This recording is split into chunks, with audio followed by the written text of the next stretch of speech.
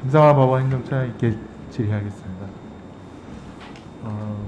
그 행안부 경찰국장 김순호 치안감이 이제 그 대법원 판결, 확정 판결과 완전히 반대되는 그런 발언을 해서 그에 대한 대법원의 입장을 좀 여쭙고 싶은데요. 공무원에게 뭐 청렴 의무, 비밀 준수 의무, 품위 유지 의무 등 여러 의무들이 부여되고 있다는 것은 뭐 주지된 사실이죠. 요 품위 유지 의무에 대한 대법원 판결을 보면 공무원이 국가의 권위나 위신, 체면에 해가 되지 않아야 한다라는 그런 기재가 있습니다. 그런 취지로 처장님도 이해하시죠? 네. 예, 특히 이제 요 내용은 경찰 공무원의 품위에 대해서 이제 규정한 그 판결문의 내용인데요. 지금 행안부 경찰국장으로 임명된 김순호 국장이 2020년도에 나온 그 대법원 확정 판결에 반하는 그런 발언을 해서 지금 물의를 빚고 있는데 그 내용을 좀 말씀을 드리겠습니다. 김순호 국장이 젊은 시절 인천 부천 노동자회의 설립에 관여하고 특히 부천 지역의 분회장이라든가 지구장을 겸직하던 중에 1년 후에 잠적했고 그 후 인천 부천 민주노동자의 회원들 15명이 단체로 구속된 그런 사건들이 있었습니다. 그 내용에 대해서 혹시 알고 계세요? 잘 모르고 있습니다. 네. 그 사건이 일어난 직후에 바로 김순호 지금 경찰국장이 경찰에 특채돼서 굉장히 초고속 승진을 했고 지금 치안감 경찰국장에까지 이르렀는데 김순호 국장이 그 만들었다고 하는 인천 부천 민주노동자회 인노회라고 이제 약칭으로 부르는데요.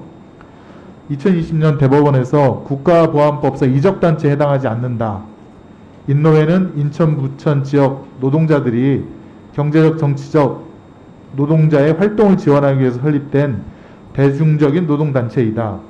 반국가단체인 북한의 활동을 찬양, 군무, 선전, 동조하는 활동을 목적으로 삼지 않았다라고 그렇게 판시한 바가 있습니다. 근데 지금 이제 고위공직자인 김순호 경찰국장이 뭐라고 그랬냐면 본인이 1989년쯤 인노회에 관여하면서 주사파, 그 다음에 친북단체 활동을 했다라고 최근 8월 10일 날 그 라디오 인터뷰에서 얘기를 했거든요. 이게 이제 일반 민간인이라면 뭐 본인의 의견이 어떠하든 뭐 그런 표현의 자유가 있을 수 있다라고 보는데 고위 국가공무원이 어떻게 보면 우리 삼권분립의 한 축인 대법원의 확정 판결에 완전히 반대되는 그런 의견을 표명을 했을 때 대법원에서는 그럼 이와 같은 경우에 어떻게 하시는 건지 그에 대한 의견 표명이 필요하지는 않은지 그에 대한 처장님의 한번 의견을 여쭙고 있습니다. 위원님, 제가 지금 위원님 질문 듣고서 그 상황을 알고 있어서 제가 어떤 맥락에서 그분이 발언했는지를 잘 알 수가 없어서 곧장 어떻게 답변을 드리기가 좀 어렵다는 말씀을 드립니다. 어쨌든 그 사안에서 최종적인 법원의 사실관계 확정과 평가를 기본적으로 누구든지 존중하고 또 그와 다른 사실관계와 평가를 내세우기 위해서는 또 그에 또 걸맞는 새로운 뭐랄까 이야기들을 꺼내서 해주면 좋겠다라는 것이 그냥 그 말씀하신 그 상황 말고라도 저희들이 법원 입장이죠. 법원에서 어느 정도 고민해서 사실관계가 확정되고 평가가 되면 그것에 안정적인 의미가 부여되기를 바라는 것 그런 일반론 정도를 우리 위원님 질문에 답변 드릴 수밖에 없습니다. 처장님 이제 법원행정처 내에도 공보관이 있지 않습니까? 네.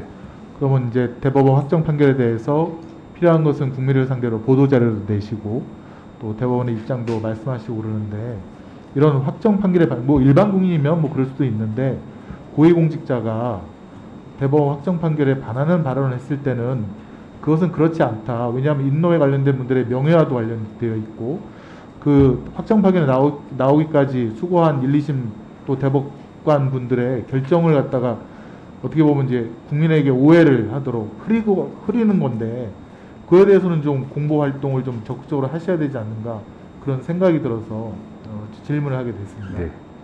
앞으로 그런 거에 대해서 좀 신경을 써서 해주시기를 바라겠습니다. 네, 살펴보겠습니다.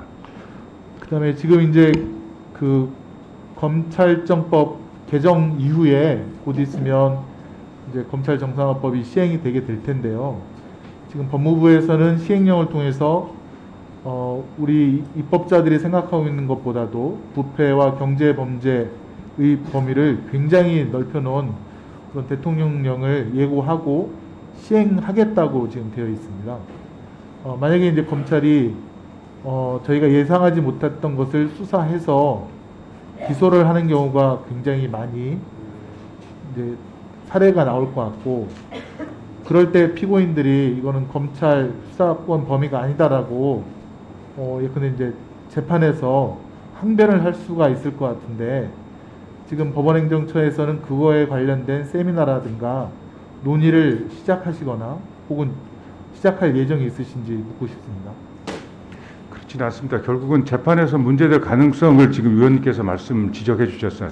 그러니까 뭐 그럴 가능성은 저희들이 있다고 보는 건데, 결국은 그 사건을 담당하는 재판부가 당사자의 주장과 심리를 거쳐서 그런 결정들이 판단들이 나올 거라고 생각을 하고 있습니다. 한 가지만 더 말씀드리면, 네. 예전에 이제 통상임금 범위에 대해서도 하급심 판결도 많이 엇갈리고 그래서 그게 한 7, 8년 이상 뭐 재판이 막 이루어지고 난 다음에 대법원에서 확정 판결되고 나서 정리가 된 사례가 있었는데, 이 지금 검찰 수사권의 범위에 대해서는 이게 국민의 생명, 신체 구속과도 직접적인 연관이 있기 때문에 이건 사전적으로 좀 세미나라든가 토론회를 좀 개최를 해서 쟁점이 뭐고 어떻게, 물론 이제 독립적인 판사님이 결정을 하실 일이지만 그래도 토론회라든가 사전 이런 연구회를 통해서 충분한 정보를 제공하고 의견을 나누는 게 사전적인 준비에 필요로 좀 있지 않는가 싶은데요.